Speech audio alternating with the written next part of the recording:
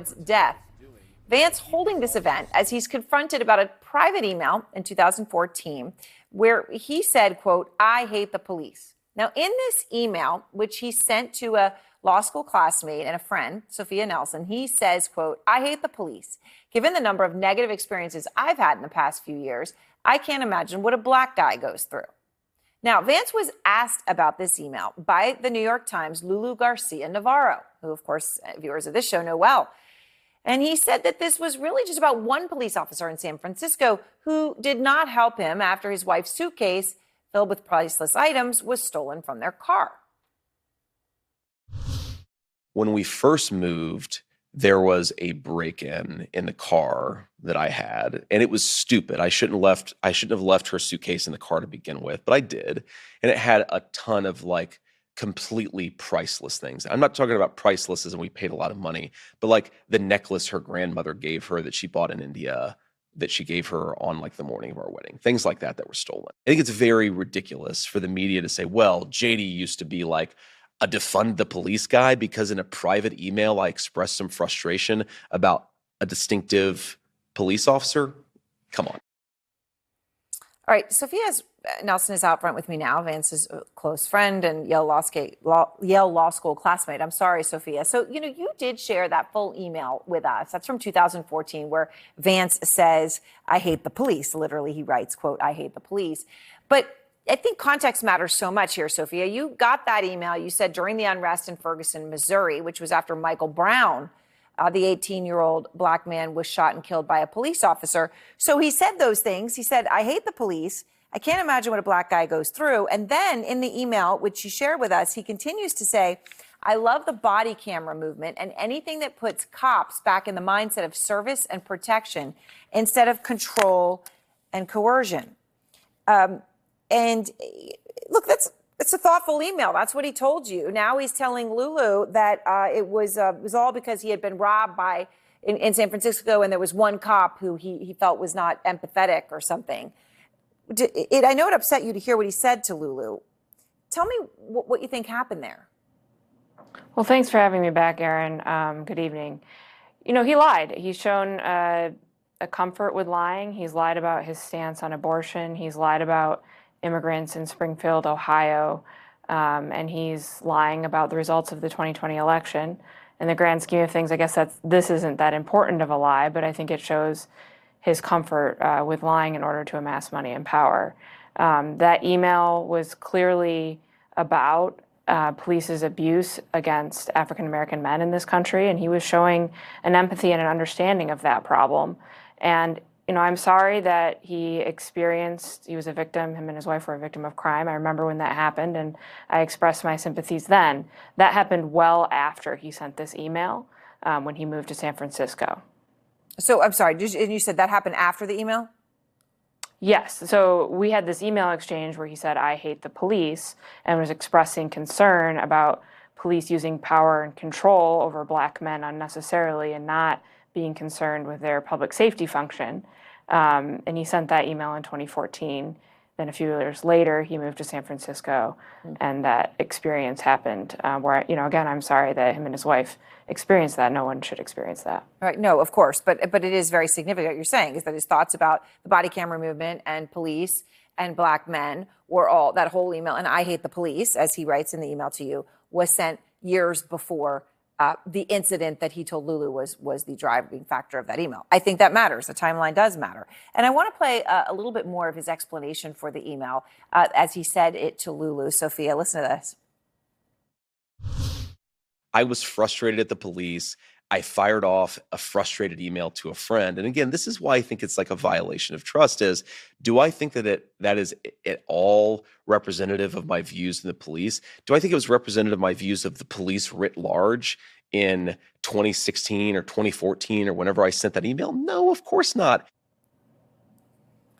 So when he talks about, he thinks it's a violation of trust, I guess I presume he's talking about sharing the email. It's kind of unclear. I guess he's talking generally about his relationship with you. What do you say to that, Sophia? Well, first of all, if it had been an email like he's describing and he was just venting his frustrations about a specific incident, I never would have shared it. And I don't think the New York Times ever would have published it because it wouldn't be newsworthy. I took a long time to decide whether or not to share my correspondence with JD with the public. And I filtered out a lot of things, personal things, things that were about our personal lives, and I didn't share those because I don't think the American people has a right to know that.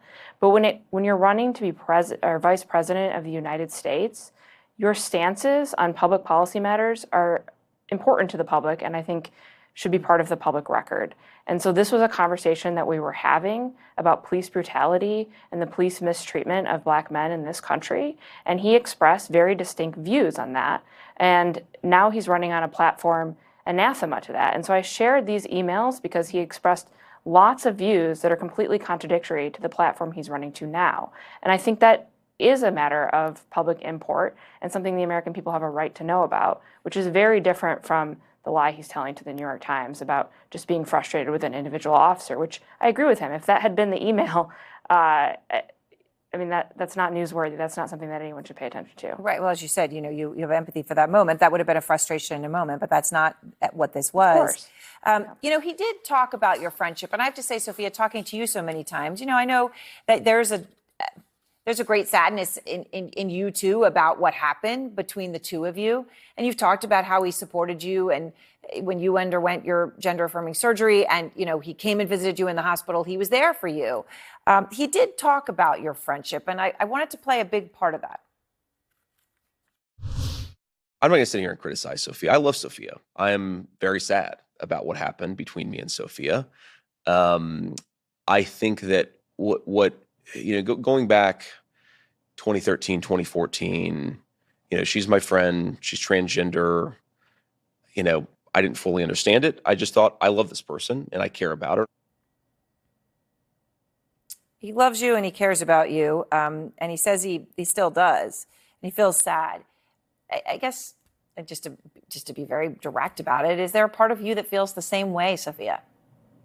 Of course. No, I'm sad about the loss of our friendship, but I think, I think I have a different definition of love than JD. JD has referred to queer people as groomers. He's referred to the surgery I received as gruesome.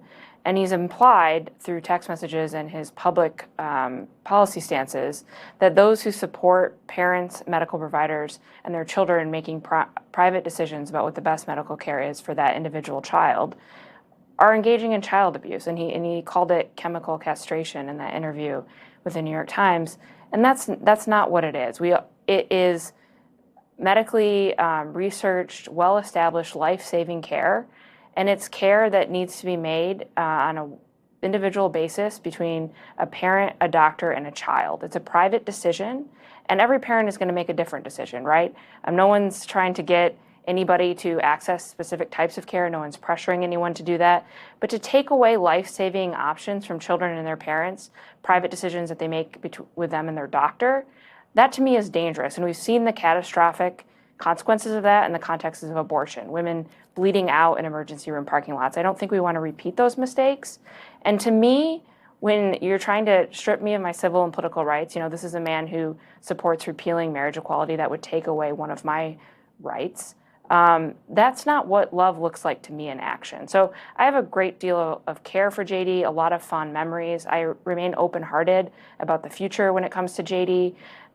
But when I love someone, I don't try to strip them of their rights. I don't imply that they're engaged in child abuse for trying to protect access to gender-affirming care for transgender people. And so I think we just have a different definition of what love looks like. Sophia, I appreciate your time. Thank you. Thanks for having me, Erin. All right. And next, Harris has been running on her criminal justice record. I started my career as a prosecutor. But now her time as a prosecutor is under scrutiny. A special CNN investigation is next. And women now donating their jewelry in Iran.